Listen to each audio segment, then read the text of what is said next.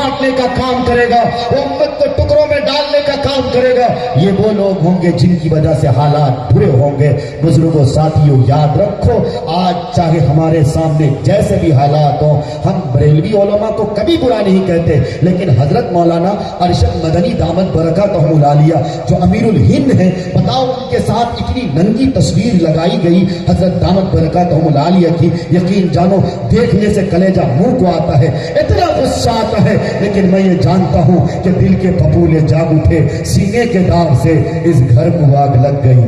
گھر کے چراغ سے۔ اس بات کا مجھے معلوم ہے، اس بات کا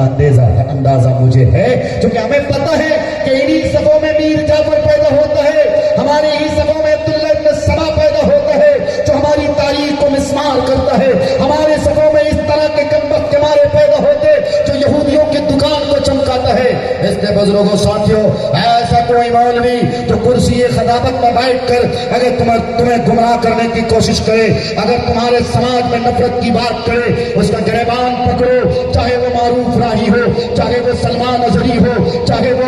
وہ کوئی اور دوسرے مولوی ہو، یاد رکھو کوئی سلمان اظہری کیوں نہ ہو، یاد رکھو اگر کوئی حسین ہاشمی میاں کیوں نہ ہو، یا معروف راہی یا دیگر علماء کیوں نہ ہو، اگر اس سماج کو نفرت میں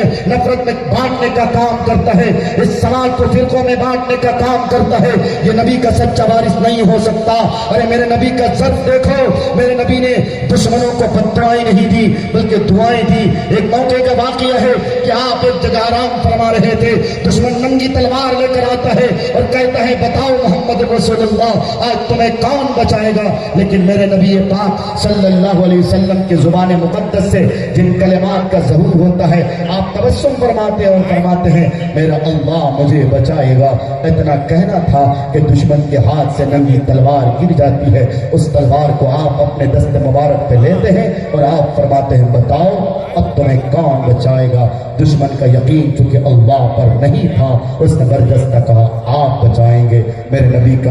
نبی کے اخلاق پر قربان جاؤ، آپ کے اخلاق کریمانہ پر قربان جاؤ، آپ کا جو ظرف تھا اللہ پر آپ نے فرمایا جا میں نے تجھے معاف کر دیا۔ اتنا کہنا تھا دشمن آپ کے قدموں میں گر جاتے ہیں۔ یہ تو میرے نبی کی تعلیمات ہے کہ آپ نے دشمنوں کو دعائیں دی ہیں، کبھی بد دعائیں نہیں دی ہیں۔ لیکن یہ کون تھا کوس کا مولوی ہے، یہ کون مولوی ہے جو سماج کو نفرت کی تعلیم دیتا ہے، جس کو چاہیے تھا کہ محبت کی تعلیم دے؟ اگر یاد رکھو اس مولوی کو قرآن کی اس آیت کا علم نہیں ہے، کہو اس سے اللہ نے فرمایا وَاعْتَصِمُوا بِحَبْلِ اللَّهِ جَمِيعًا وَلَا تَفَرَّقُوا، آؤ اللہ کی رسی کو مضبوطی سے تھام لو۔ اس میں دیوبندیت اور بریلویت کی کوئی گنجائش نہیں، اس میں سلفیت اور حنفیت کی کوئی گنجائش نہیں، اس میں معراجی اور جماعت اسلامی کی کوئی گنجائش نہیں۔ تم نے لا الہ الا اللہ پڑھا ہے، میں نے لا الہ الا اللہ پڑھا ہے۔ علامہ اقبال کہتا ہے لا الہ الا اللہ کہہ بھی دیا تو کیا حاصل، دل و نگاہ مسلمان نہیں تو کچھ بھی نہیں۔